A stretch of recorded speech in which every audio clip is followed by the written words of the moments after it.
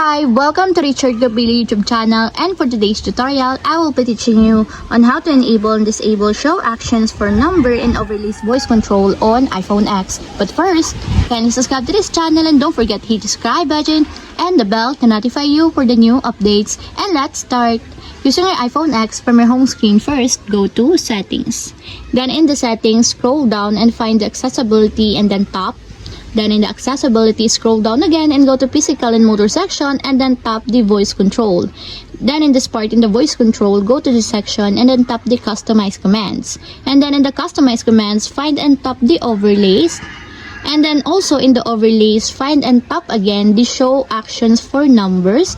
And then in the show actions for numbers, as you can see that it is already enabled. But you have to activate also the switch button under the confirmation required to fully enable the show actions for number in your overlays until it becomes green. And if you want to disable or turn off, just tap again the switch button just like this. And that's it, we have successfully enabled and disabled show actions for number in overlays voice control on iPhone X. If you have a question, can you comment down below and don't forget to hit the subscribe button and the bell to notify you for the new updates. And thank you for watching.